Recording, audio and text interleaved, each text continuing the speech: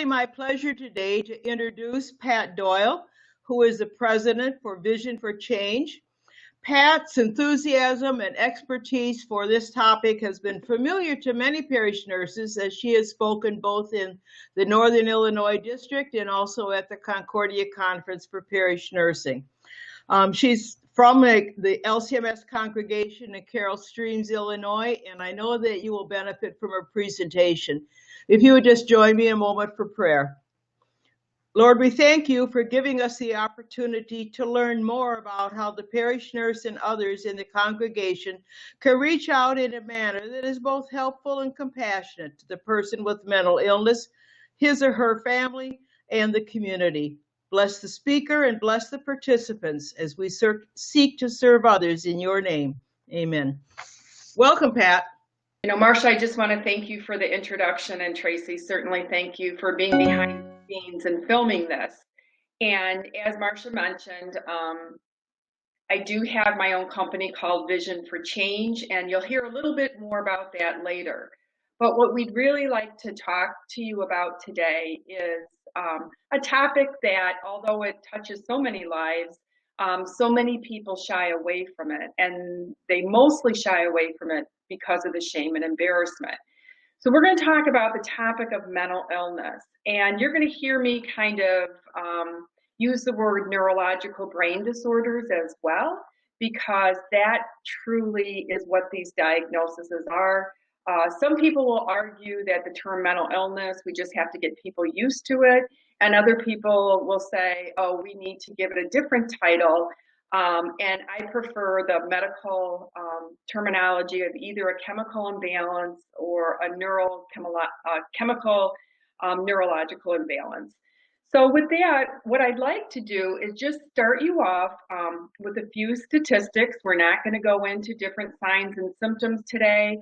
We're just going to kind of do a broad overview, and so I'm going to go through a couple slides with you. In addition to that, there's some handouts that please feel free to use, to distribute, to share with other people. So why don't we go ahead and get started? First of all, I'd like to just talk a little bit about the causes and statistics. There's a lot of mystery around this. And what we do know is what's listed on the screen. There are many different causes. The scientific community has not identified one and only one area. So as you can see, in my case, it's genetics, and you will hear a little bit about that later. But I also want to point out to you the fourth bullet point, which is traumatic brain injury. And the reason I want to bring that out to you is we're going to talk about the statistic 1 out of 4 families. And, when it's 1 out of 4, then it means that 3 out of 4 have not experienced this.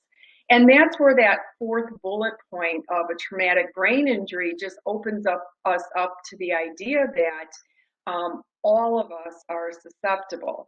Because if you do, if it is the 3/4 that touches you, should someone such as yourself or someone in your family have a traumatic brain injury, it could be, a car accident, a sudden blow to the head, a fall, all of these different types of brain injuries could then later on, that individual be diagnosed then with a neurological brain disorder.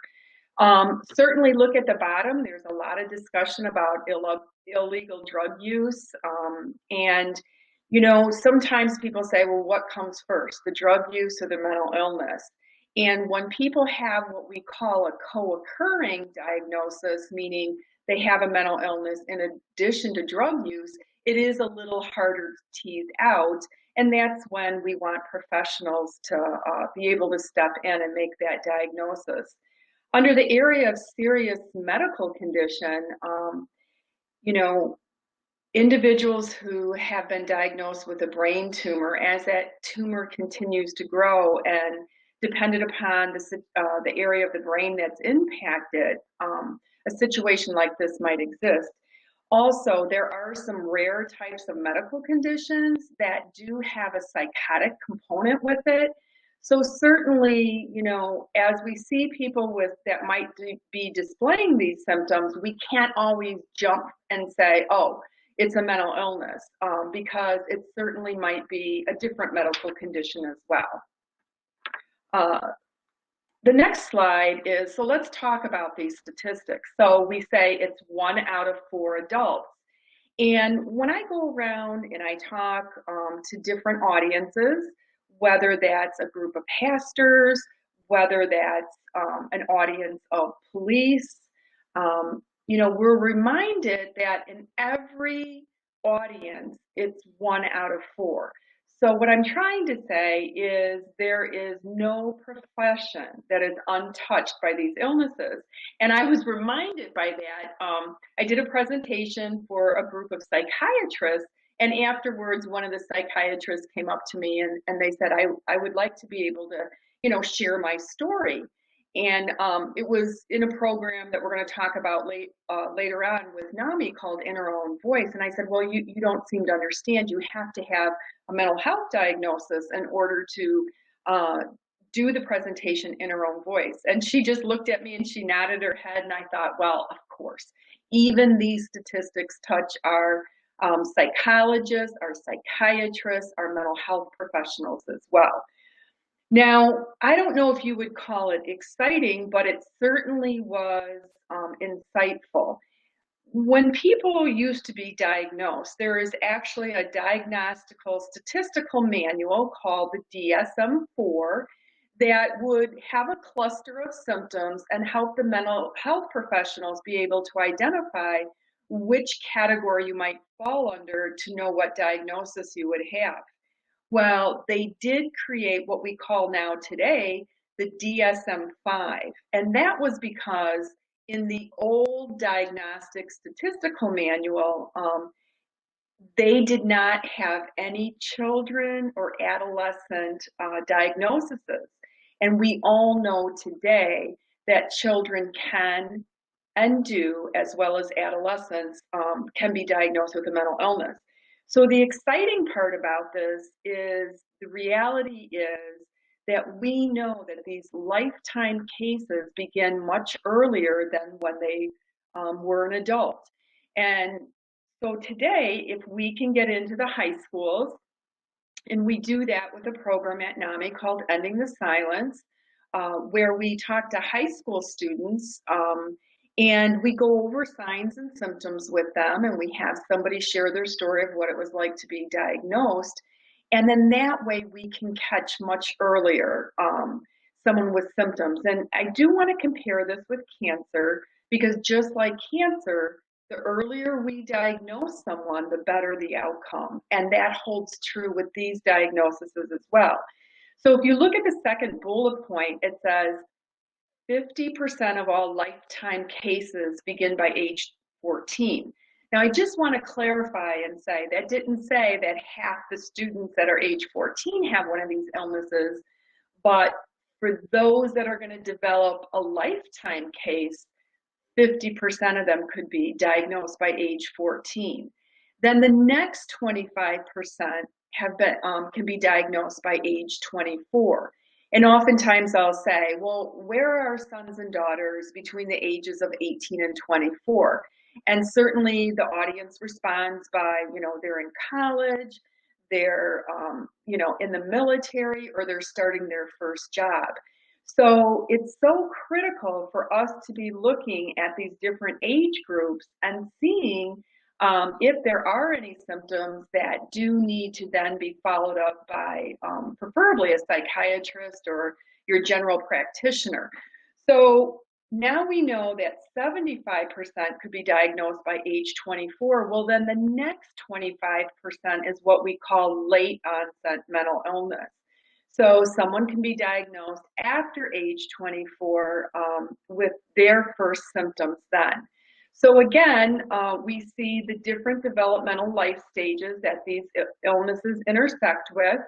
And then again, I just want to remind everybody, even if your family has not been touched by one of these illnesses, and these illnesses today, there are no cures, but there's certainly tremendous advances in both medication and healthcare mental health care services, that we can get somebody help much quicker. But if you are not one of those families and there is a traumatic brain injury, you too then may fall into one of these categories. Well, the last bullet point really is interesting because the average length of hospital stay in inpatient care was about 7.2 days. Now, when I grew up, my mother was hospitalized for about no less than 30 days, and it could go to several months.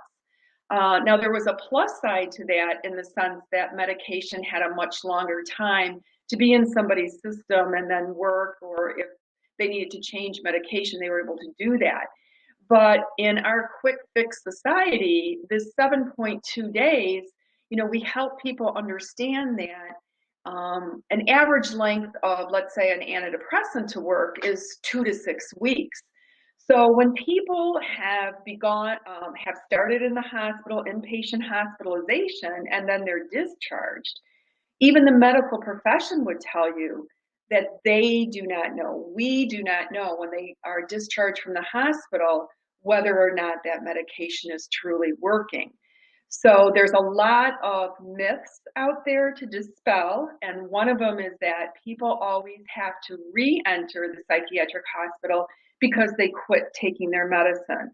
And that is not a true statement. The fact is that they may be re-entering because the medication did not work and they need to try another one, and the symptoms were such that they needed inpatient hospitalization.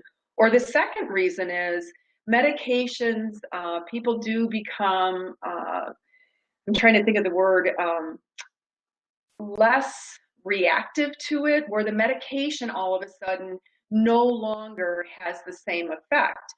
We can compare this with allergy medicine. People who've been on allergy medicine for years, sometimes all of a sudden the medicine no longer works for them and they need to switch to something else. And that holds true for people in the hospital. And then finally, as people do go into the hospital, it isn't always because they're in denial or they haven't accepted their medication. So we have to be very careful not to judge too early about why someone is or isn't in the hospital and was it their fault or not. Now, the next slide, I just want to talk just a little bit about my story and tell you why I'm so passionate about this topic. And I would just like you to know that I did grow up in a town in the state of Illinois called Naperville. And I have 3 brothers and 2 sisters, and our family had the secret. And this is why I have that vision for change, because I believe that secrets make you sick. And I think when Jesus says in the Bible, when scripture tells us to share our burdens with one another, this holds true for people who have a diagnosable mental illness as well. So anyway, I grew up in Naperville. I'm one of 6 children, and our family had a secret. And the secret was we weren't to talk about it. We weren't to tell anybody. So we didn't talk about it in the neighborhood. We didn't talk about it at school, and we certainly didn't talk about it at church. The earliest recollection I have was when I was about 10 years old.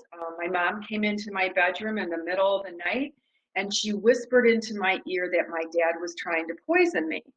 And you can imagine I was really shocked and, got up and I went into the bathroom upstairs and I locked the door. And I remember thinking to myself, is my dad really trying to hurt me, or is there something the matter with my mom?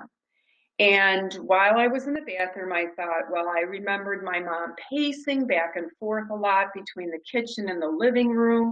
I remember her telling me she thought she was getting secret messages from the radio and the TV. She'd been crying a lot. She looked very distressed. And then when I got up the next morning, my mom was gone. And nobody sat us 6 kids down to tell us what had happened. Now, my dad was a traveling salesman, and he needed to continue to provide for our family. So he hired a woman caregiver to take care of all of us 6 kids during this time. And I kind of tease people and I say, well, just to give you an insight into what us 6 kids were like, the first woman caregiver quit after that first week. And the second one quit, and then the third one. But we did have about 3 to 4 different women caregivers in that first 30 days. So what I'm trying to help you kind of wrap your mind around is, the impact that this has on family members, and in my case, my brothers, my sisters, and myself. So my dad used to say, your mother is weak and she just can't handle things. And to tell you the truth, that was what people used to say, and unfortunately still say today, which again is one of those myths. And so I internalized that at the time. Well, then, I'm not going to cry, because if I cry, maybe somebody will take me away. So life seemed to go on. My mom was gone. And again, my mom has many brothers and sisters in the Chicagoland area. So none of us, not my brothers or sisters, we didn't hear from our aunts or uncles during this time. We didn't hear from our grandparents. So all we knew was there was a lot of silence around this topic. However, I do remember the day my dad said, your mom is coming home. I remember running home from school, being so excited to see her. I remember my dad's car pulling up the driveway, the headlights going on, my mom getting out of the car, and I'm sitting there just beaming. I mean, I am so excited to see my mom. And as she walked in, she just kind of had this blank look on her face. And this blank look showed no emotion. I mean, she didn't smile, she didn't cry, she just kind of looked at me. And when she walked through the door, I just followed her up. We had these steps that went into our living room, and I would just follow my mom up the steps. She would sit in her favorite rocking chair, and she would just rock and stare out our picture window. But for me, 10 years old, just my mom's physical presence being home was so comforting. We didn't have to talk, but me just standing next to her, I was just so happy my mom was home. Now, the other part I think that churches can realize is that children are excellent observers of behavior. They observe everything, but they say nothing. So as we would go out into the neighborhood, into our community, it was clear that my mom was struggling with, the person that she would meet. And so I would say, for example, to one of our neighbors, I would say, hi, Mrs. Frasca, how are you? And then that would jog my mom's memory into who it was we were talking, and she could make the association. What I did not learn till much later was that my mom had something that they termed back in the day as shock treatments. Now, today they're called ECT, or electroconvulsive therapy, which is highly effective for people who are medication resistant. It is certainly not the first choice, but again, highly effective for people that are medication resistant. But you see, back in the earlier days of shock treatments, I didn't learn again till much later, and my mom described how about 5 people would hold her down, a bite plate was inserted, and then the wires for administering the shock. And so obviously, I got the impression it's very terrifying. And I want to say, thankfully today, people are given anesthesia. They do not feel any pain. But that's because of years and actually decades of medical advances. So anyway, when my mom came home, things just seemed to get better.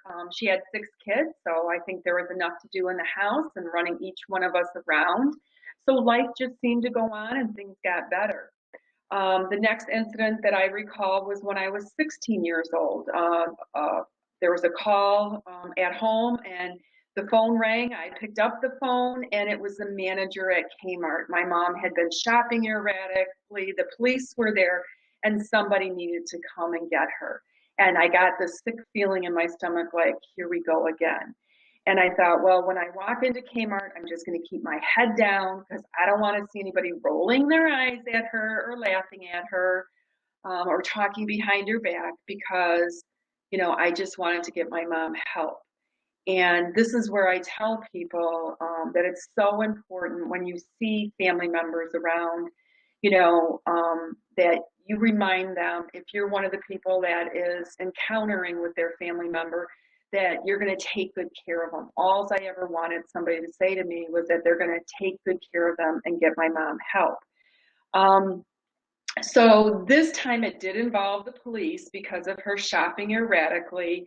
And,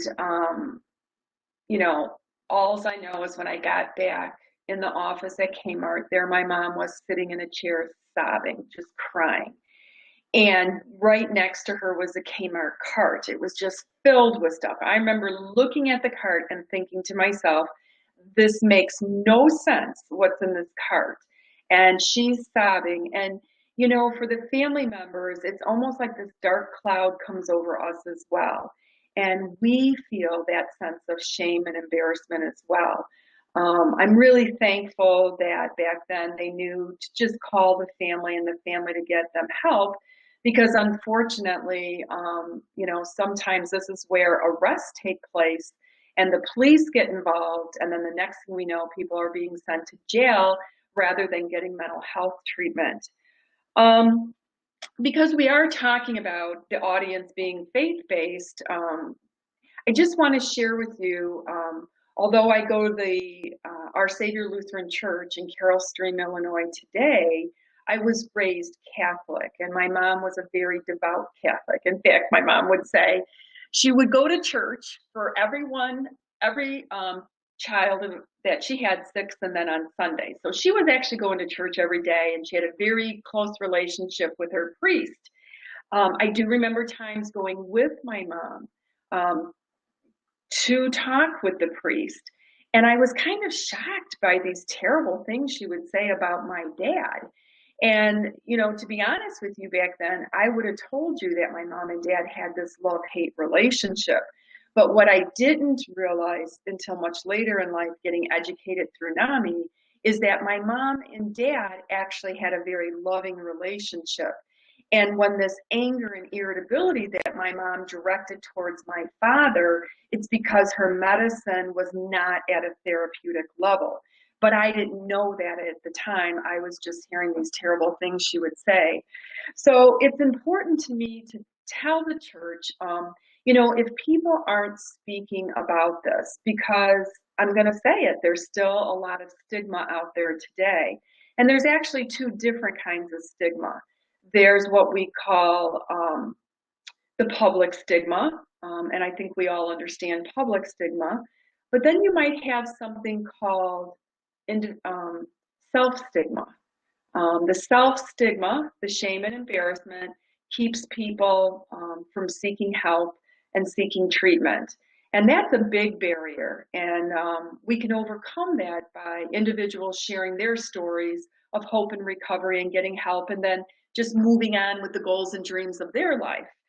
So anyway, the part that I would like to impress upon the church is the church has an incredible opportunity to reach people even if they're not vocalizing it.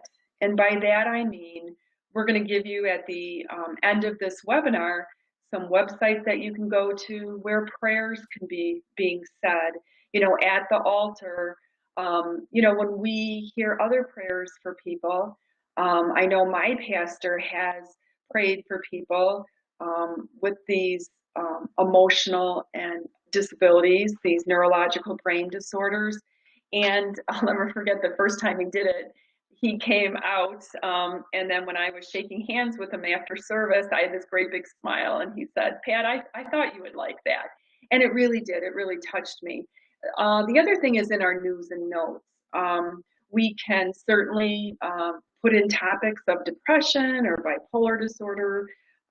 We can, tell other individuals, we can share resources where groups might be held. We might decide in our own church we want to be a support group leader or a Stephen minister, or, help to advertise any kind of mental health events that are out there. And then certainly I think equipping the pastors is very important because I had the privilege to educate some pastors, and they clearly know now, looking back, that they have, interacted, listened to, and prayed for people who were symptomatic that they might not have recognized right away.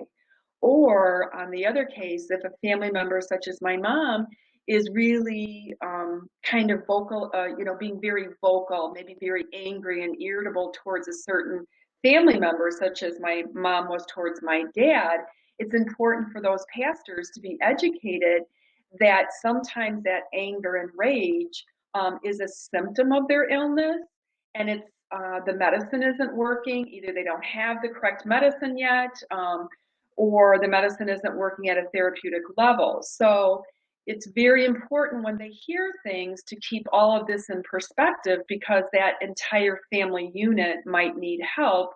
And it might not just be the way that particular person who's symptomatic at the time sees things.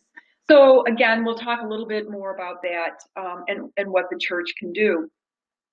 So moving forward, what I'd like to just kind of advance and say, my dad died when I was 28 of a failed kidney transplant.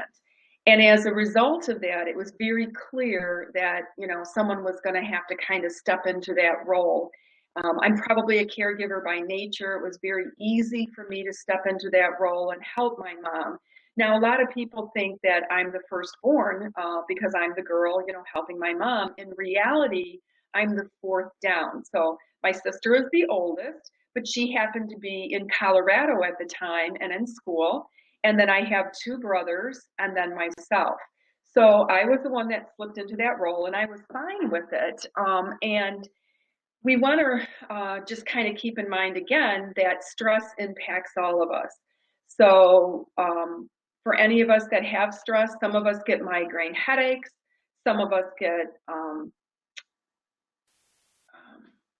heartburn or ulcers, some of us have high blood pressure. But for those that are predisposed towards a chemical imbalance in their brain, they might become symptomatic. In my mom's case, she went into a psychotic episode.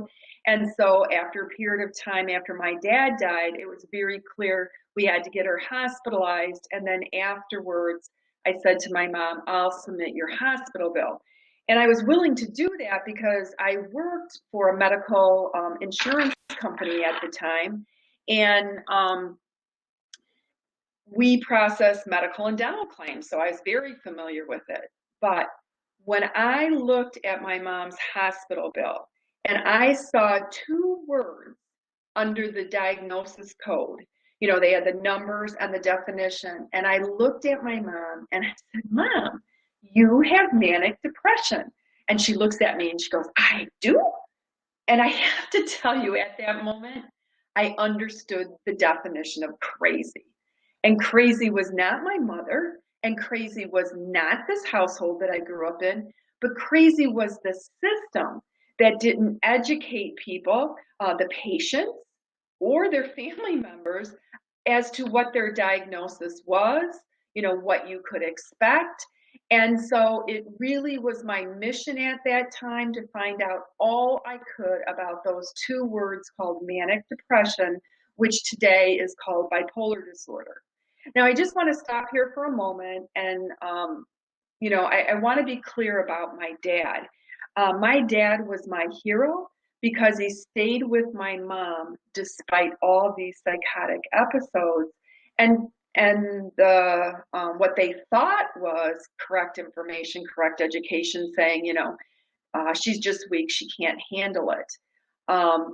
But again, we now know that a major stressing event, and today we can think of the death of somebody, a divorce, a significant job loss, the death of a child, but any major stressor can cause these symptoms. So in reality, my dad was my hero because he stayed with my mom despite all these psychotic episodes. And unfortunately today, We see people getting divorced. They've been uneducated, or they don't know where to turn when symptoms in a particular family member exist. It might just work on tearing the family apart. It might end up in divorce. It might end up over a period of time, family members not wanting to help another family member who's been symptomatic to the point that they become homeless and they're in our PAD shelters. So again, education is key. As I grew up, I had this feeling of failure. So I had started college, but I never finished because I had this fear of failure.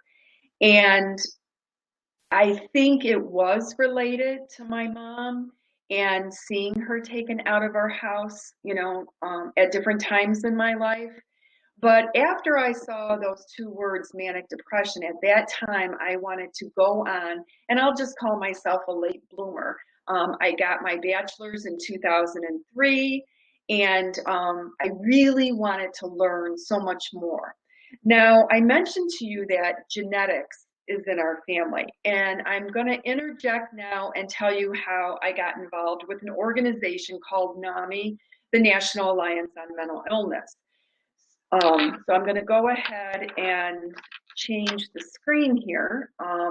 So this is the organization I got involved with.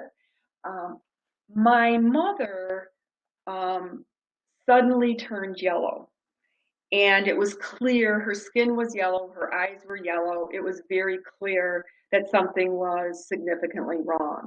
So she was diagnosed the day after Thanksgiving with pancreatic cancer, and she died in less than 6 weeks on January 3rd of 2001.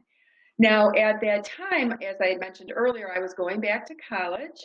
I wanted to get my degree in psychology, and my sister began to show signs. Now, her and I had just recently visited my mother's psychiatrist, who actually was a geriatric psychiatrist, which I didn't even realize was possible until this organization, Nami, told me, there are child and adolescent psychiatrists, there are psychiatrists for the general population, and there's also something called a geriatric psychiatrist. So my sister and I had gone, I want to say about 3 months prior to my mom dying. And my sister then was diagnosed with bipolar disorder. And I know for her it was certainly devastating. For me, it explained some things in the past. And so after my mom died suddenly of pancreatic cancer, my sister went into a full-blown manic episode that involved some of the symptoms of mania, which is boundless energy, staying up all night, being the life of a party, going out and spending money. And so it was very clear to me what I was seeing. So what I did was I put a call into her psychiatrist and told the girl that answered the phone that I wanted to say that my sister was displaying all these symptoms of bipolar disorder. And unfortunately, I got some bad information, and that information was that I needed to tell my sister that I had placed this call. I remember sitting in the family room and thinking to myself, if I tell my sister that I placed this call, she's going to be so incredibly angry with me. But I also knew that I wanted to get her help. So when I called and told my sister, she started screaming at me. She was yelling at me.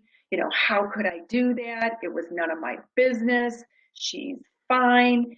And then I naturally start yelling back at her. I'm like, what are you doing? You don't have all that money. What do you mean you flew out of state in Indiana and you just bought a car? So the two of us were just very angry with one another. And the conversation ended when she slammed down the phone on me and said she was never speaking to me again. Well, of course, I'm devastated. My mom had just died suddenly. My sister, a combination of seeing the symptoms in her and then getting into this big argument, not knowing what to do. And it was actually a psychiatric nurse that advised me, did I call Nami? And I said, who? She said, did you call Nami, the National Alliance on Mental Illness? And I had never heard of them. And I live in a county in Illinois called DuPage County. So she said, she gave me the phone number of Nami DuPage, and I placed a call there. And oh my gosh, it was like a lifesaver. When the person answered the phone, she just listened to me. And I had so much to say because my mom had just died. These symptoms had just begun in my sister, and I just didn't know where to turn. And we talked, well, I should say I talked to her for about an hour. And when I hung up the phone, I felt so much better because I was able to share this with somebody. And then I tease people and I say, but the best part was I didn't get a bill. So, a few days later, I thought there's a few more things I want to tell that person that answers the phone at Nami, and I called them back. And again, very patient, they listened to me, and I think about the 5th time I made a call, they told me it was time to take a class called Family to Family. Now, enclosed at the end of this webinar, you're going to see this brochure. I'll just kind of put it up here, color. And this describes all of the programs that NAMI offers. I'm going to stop here and just tell you a little bit about the national organization. So NAMI is a national organization. It is not a faith-based organization. However, there is a section or an area of NAMI that is faith-based. And that will become very important to you, to anybody who decides not only do you want to refer people there, but then you want to educate your congregation on this. So NAMI has about 1,200 affiliates throughout all of the states. And then they're also in New Mexico, Canada, and I believe, I want to say Italy. But regardless, no matter where you live in our nation, there is a NAMI affiliate. Now you might say, well, who is a NAMI affiliate and what is their makeup? Okay, so in order to start or become a NAMI affiliate, there has to be 5 members. And those members then can make up the core of an affiliate. In the state of Illinois, we happen to have 21 NAMI affiliates.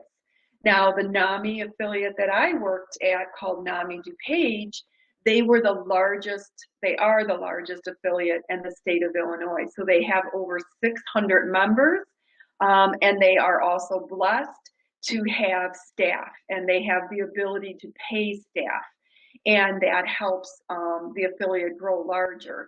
Now, the other affiliates might stay at 5, and they're all volunteer-based.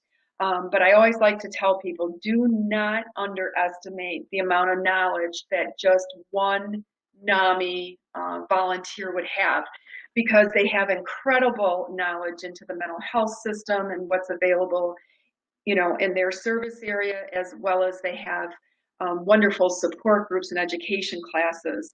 The other piece to remember is that NAMI is free.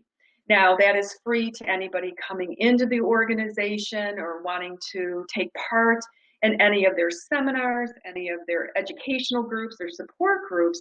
However, they still do raise money. They need money, raising through grants or membership or doing like run walks, but they need to raise money in order to offer these programs for free. Now, as we look down the list, and I'll just read these quickly because you'll probably look at them later, there is a 12-week course called Family to Family.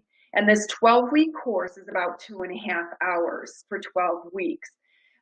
It is intense.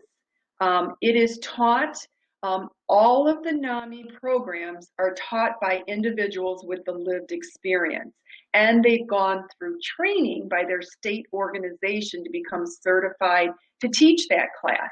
So for example, in the Family to Family class that I took, there was about 25 of us and that were taking the class, and the 2 facilitators, the 2 leaders, they were family members who had the lived experience and were sharing not only their personal stories with us, but then going through the educational material as well.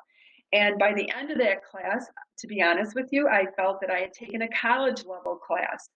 There are no tests, there's nothing but coming in and listening and reading and just sharing if you want to, but sharing is not forced. So that is, to me, that is one of their, these are all called NAMI signature programs, but that is a core program. The next course underneath that is Family to Family in Spanish, and then they have the NAMI family support groups. And again, those family support groups are facilitated by trainers who have the lived experience, and they've been trained and certified by NAMI to teach that. There is another NAMI educational course called NAMI Basics, and that is where a family, it could be grandparents or the parents themselves or a very involved aunt or uncle, could take the course NAMI Basics if they have a child under the age 18. And then that course will go over the early warning signs, whether or not they should be driving, how to navigate the school system. So there, again, is a wealth of information, and that happens to be a 6-week course.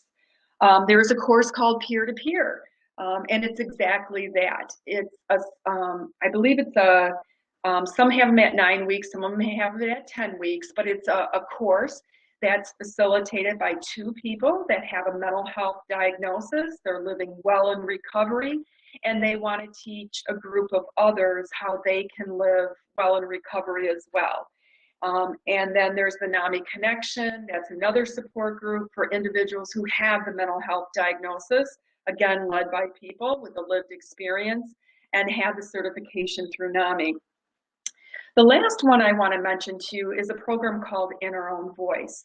And the reason this might be interesting to you as a church is that you may want to call one of the local NAMIs and see if they can have an In Our Own Voice presentation done at your local church. And this would be, about a 60 to 90 minute presentation where 2 individuals would share their road to recovery, and there's about an 11-minute DVD that goes along with it and gives the audience an opportunity to ask questions. And In Our Own Voice is so incredibly powerful. And the reason is the leading researcher, Patrick Corrigan, knows the #1 way to defeat stigma is through individuals sharing their story. So it's a very powerful program, and they would probably offer it to you at very little to no cost. That's kind of dependent upon the financial situation of each individual affiliate. And then there's another course called Provider Education. Now, this is where the caution comes in. Not every affiliate has all of those programs that I just mentioned.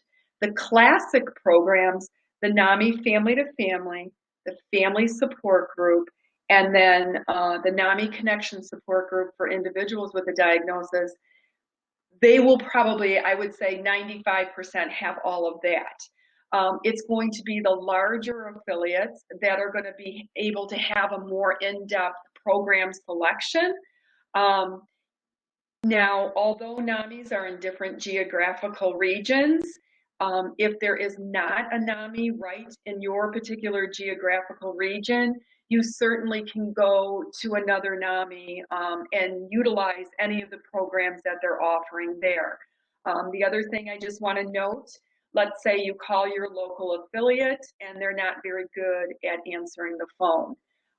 Don't give up. It's important not to give up, and call one of the other NAMI affiliates, because at NAMI, we consider ourselves a family and we want to help one another. So there's no problem with calling different affiliates.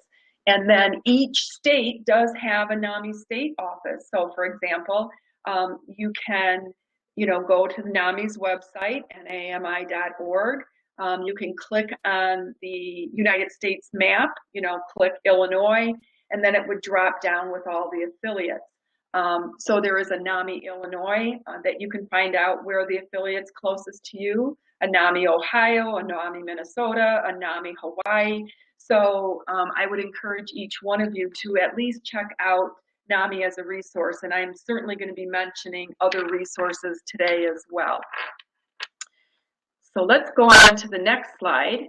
And this is all about what the churches can do. As I mentioned to you, for myself, after I took Family to Family, I felt like they saved my life.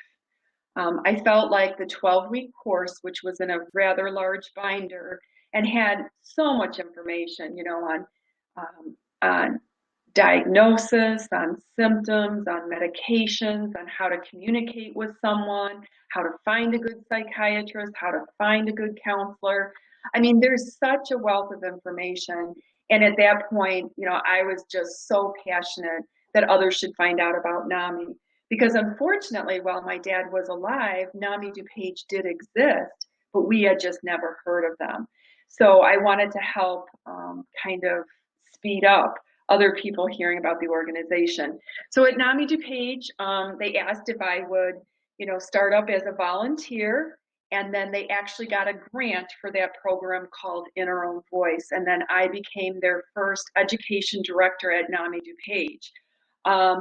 And by having a paid position, it allowed the affiliate to do so much more.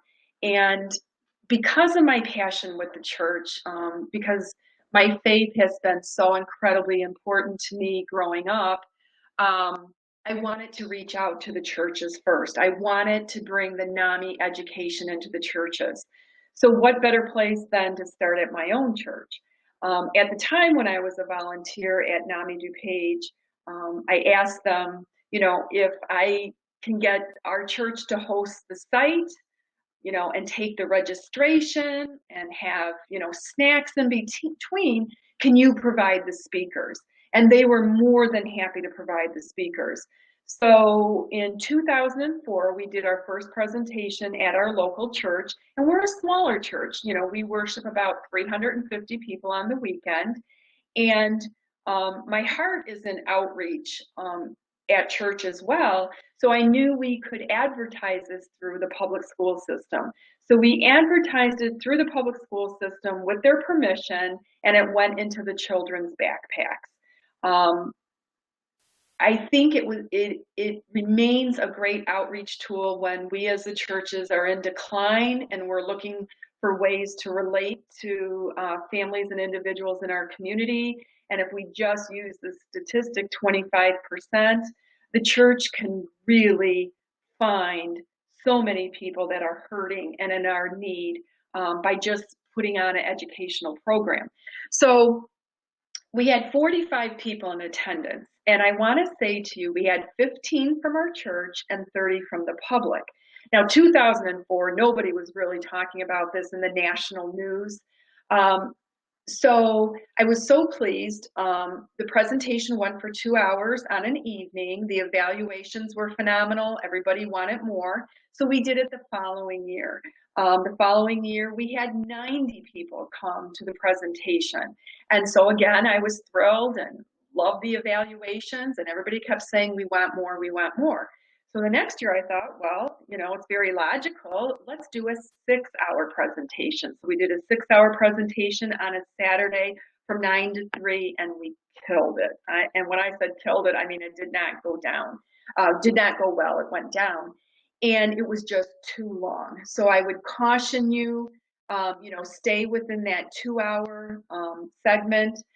Certainly there's a lot more information you can share with them, but I think, that amount of information in 2 hours is wonderful, and we need to build up a lot more for a bigger seminar and involve a lot more of the Lutheran Missouri Synod churches or the churches that are in your local community. After having the presentation at my own church, in fact, it was after that they hired me as the education director. In DuPage County, it's a county of 1 million people, so there's obviously well over 400 churches. And we ran into a big problem there. And, I was very clear with the church leaders that, if they host one of these presentations, a NAMI presentation, they really need to advertise it beyond their church's walls, because the members of their own churches may not want to come to it because they don't want to be identified as someone in their family that has one of these needs. And what we experienced through, let's say, 04, 05 was a very low turnout. Sometimes we even went to a church and there was just one person there. So it was very clear, I needed to go in a different direction. And then that's when we got a call from the local schools that a lot of kids were self-injuring them, cutting themselves. And did we have anything? And then Nami does offer 2 programs, one called Ending the Silence for the health class students freshman year, and the other one called Parents and Teachers as Allies, a 2-hour presentation on identifying those early warning signs, and there's a booklet to go along with it. So you might say, well, okay, so I had the passion. I had taken the family-to-family course. I wanted many more people to hear about Nami. So what I did is I went in front of the congregation. I spoke for about less than 5 minutes after, pastor's sermon. And, I explained the statistic, 1 out of 4 families. And I said that statistic touched my family. And it was at that point then that people within our church walls started to contact me, and they would say, it's my husband, or they would say, it's my son or daughter. And one of the greatest sadnesses that I had within the church was, these different people in church, would tell me about what they were facing, the crisis they were facing at home. And I would know that different people within our own church were in the same Bible study together. Maybe they'd be in the same men's Bible study or the same women. And yet they hadn't shared that within those groups. And there were other people that were, either in crisis like them or suffering like them, that they could have been, a great, comfort to one another. So that's how we got involved with the churches. So there's going to be another document you're going to see called What the Churches Can Do. And while I was at Nami, there was someone by the name of Tess Hall, Hallie, I think is really the correct way to pronounce her name. And because she had been involved living in group homes and had a mental health diagnosis herself, and she had a tremendous gift from God in writing. And it was amazing to me because when I asked her to write this for our affiliate, the next day she told me it was like the Holy Spirit was just with her, and it just flowed out of her, what has been written here. And I have no doubt that when you go through this and read what she has written, you too will agree it's the hand of God. And, what's so interesting about what she wrote, it's so practical, it's so useful. And the beauty of it is, it might just be you or one person in your church who wants to do something. And one person, just like one rock thrown into a river, ripples out, that one person can make a tremendous difference. And then, of course, there's the small group or committee. In my case, I kind of tackled the mental health project we did at our church, myself, but then I was in a small group and I asked them to help. And they were very helpful in being greeters and making sure the evaluations got sent out and just welcoming people into our church to see that we really are a friendly congregation. And so they were very moved after the presentation, not only to see the people coming, but they said they learned a lot as well. So, I kind of like to say too, it's a lot more fun to do things as a team than it is as an individual. And then finally, there's what a congregation can do. There's so many different areas. If the congregation wants to work together, going into a psychiatric hospital, I believe there's a way that the churches could, even maybe through their high school youth group, but put together a collection of Bible verses or a little care kit. Now, they certainly would have to check with the hospital because not everything can come into, the local psychiatric inpatient hospital. But you may develop something that could be kind of a giveaway once they leave. So take time, go through this packet, see if there's anything that interests anyone. And it's been my experience, working at Nami, that I see a lot of other denominations of churches get very socially active in the area of mental health, but not as much in the Missouri Synod Lutheran Church. And it kind of, I know at NAMI, many Christians are called to that organization, even though it's not a Christian organization. But I think there's a place for the Missouri Synod Lutheran Church to really step up in this area.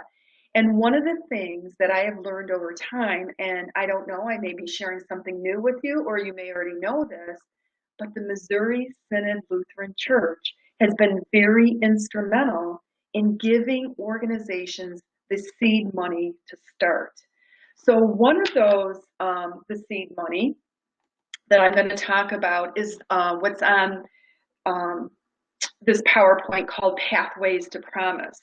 So Pathways to Promise, although they are going through a website design change, I want to say about 30 years ago, the Missouri Synod Lutheran Church gave them money to start up this mental health website. So in a way, the Missouri Synod Lutheran Church was so cutting edge because no one was talking about it back then, and they developed the seed money. In fact, one of the organizers of it today said to me, if it wasn't for the Missouri Synod Lutheran Church, that organization would not even be there. Since then, I've learned of two other, I'm sorry, I have it written down, organizations that the Missouri Synod Lutheran Church had planted the seed money, and oh gosh, it's out of my hands at the moment. But the point being that, it's great for us to give the seed money. Now we want to be part of those organizations to help plant it. And if I can think of it before the end of this presentation, I will certainly come back and mention the seed plantings as well. On the PowerPoint, you can see that, we have NAMI FaithNet. So you can go to nami.org, and they'll have a tremendous amount of resources, such as prayers that can be being said, give you ideas in what your faith community can do. And I have a good friend by the name of Sue Cahalan, who was a volunteer at NAMI, and she started a mental health committee at her church, and now her church is called St. Paul Lutheran Church. It's an ELCA church, but in Wheaton. And I've included a document that she's written with all this information on what they were able to do at their church, and the different kind of, support groups they hold there, or an education class they can hold there, or an educational seminar for the community. And then finally, also within, I have another listing of resources that my company, Vision for Change, puts out. And you will note that all the companies that I mentioned there, you are free to share this with anyone. All of the nonprofits that are mentioned, all of their services are free. So although I'm most familiar with NAMI, and NAMI being the largest grassroots organization in the nation, and keep in mind, nobody's going to go to NAMI for individual counseling. They're going to go there for support and education and advocacy. But the additional sheet that I've prepared, there's other organizations called, let's say, for example, DBSA, Depression Bipolar Support Alliance. So maybe, there's a support group in your area, or you would like your church to be able to host one of their support groups. What's very exciting is a program called Fresh Hope. Now, Fresh Hope was started by a pastor who unfortunately had late onset mental illness, and in his psychotic episodes, there were some things that he had done very ill and symptomatic that led the community, the involvement to be with the police, and he was asked to step down as the pastor. But through the bad news, God always brings out the light. And he started the group called Fresh Hope. So if you have two individuals in your church who would like to lead a Christian-based support group, Fresh Hope does online training, and their information is in there as well. I do want to mention the resource at the bottom. It's a program called WRAP. WRAP stands for the Wellness Recovery Action Plan. A woman by the name of Mary Ellen Copeland started this, way before this topic ever came up, I want to say 30 years plus. And WRAP is a program that's being offered in many different states. As an educational program. Some offer it for free, some there's, some kind of money involved, but again, another phenomenal educational resource. So in closing, another gift that the Family to Family class brought me is the realization that through going through the signs and symptoms is that I actually, as a little girl, suffered from anxiety. And the way that that was showing up for me was I was biting my nails a lot. I was extremely overweight because with my dad saying, your mother is weak, she just can't handle things, and not talking about it, your feelings have to go somewhere. And at age 10, I'm not going to grab a bottle of liquor to drink, but certainly food became my comfort. And, I was extremely overweight in high school. And through recognizing my signs of anxiety now, and I will say that 3 out of us 6 kids were bedwetters to a later age. Now, some people might say to me, well, that's because, your mom had, this neurological brain disorder. That's because your mom had a mental illness. And certainly that might be true. But I would like to think for me that it is genetic in nature, it's biological. And I now take medicine for my anxiety. Sleep was a key factor for me. I would wake up every night and, begin to ruminate on things and worry about things. So medication has been a great blessing. The great side of it is because I use a generic drug, it's only $4 a month. I say sometimes cheaper than a bottle of aspirin. And I don't want you to get the feeling like I'm promoting medication. I also, Nami has this stance. It's as clinically misguided to put somebody on medicine who doesn't need it as it is to withhold it from somebody who does need it. So I just want to take that shame and embarrassment out. I have 3 sons. 2 of my sons have anxiety. Some just deal with it through therapy. And so I just kind of want to normalize it. So I want to thank the Missouri Synod Lutheran Church.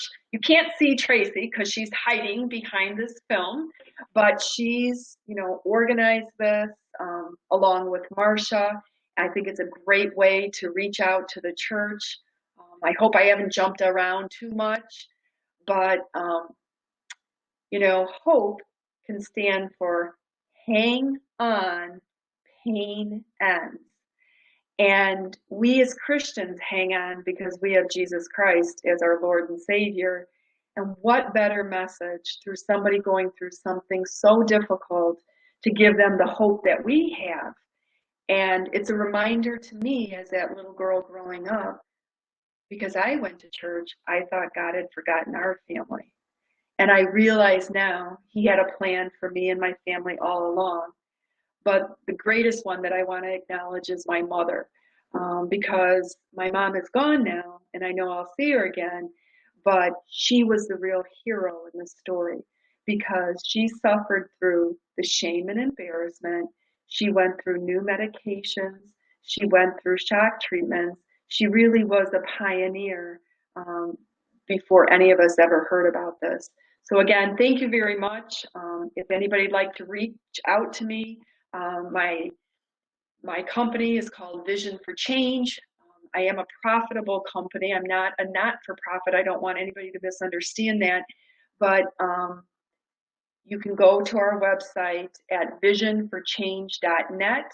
My name is Pat, and I'd be glad to help in any way that I can. Thank you so much. Tracy?